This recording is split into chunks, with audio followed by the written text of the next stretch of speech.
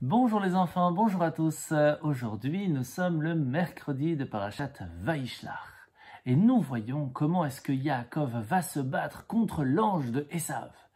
Et pourtant, on voit que l'ange de Esav ne s'est pas battu contre Abraham, ni contre Yitzhak, seulement contre Yaakov. Parce que Abraham était un homme de bonté, il faisait beaucoup de tzedaka. Yitzhak, c'était l'homme de la prière, du service divin.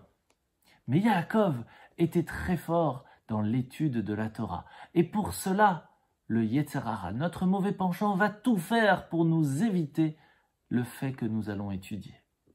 Au point que je vais vous raconter une histoire. Un jour, Rabbi Ezra Atia, qui était le Rosh Yeshiva d'une des plus grandes yeshivas séfarades, les plus populaires, va un jour se rendre compte qu'un élève manque à l'appel. Et va donc se renseigner pourquoi il n'était pas présent dans les cours. Alors, il va jusqu'au magasin de son père pour aller voir où se trouve cet enfant.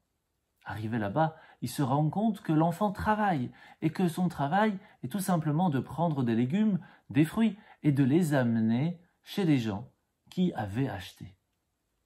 C'est alors qu'il va voir le père en lui disant « Mais je ne comprends pas, pourquoi ne prends-tu pas un employé et laisses ton fils étudier la Torah ?» Il dit « Malheureusement, je n'ai pas assez d'argent pour le faire.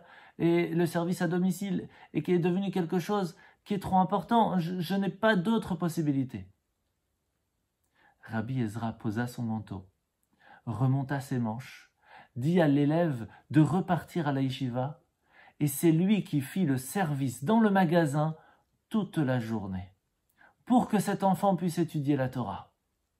Le père comprit combien c'était important pour le Rav que son fils aille étudier la Torah, et trouva une solution.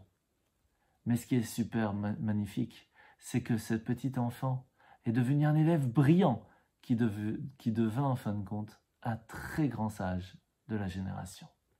Voilà les enfants, combien il est important de prendre un petit moment dans sa journée pour étudier la Torah, et combien vous avez la chance d'être dans une école qui vous donne cette possibilité. Profitez de chaque seconde, cela vous donnera une lumière extraordinaire. Bonne journée.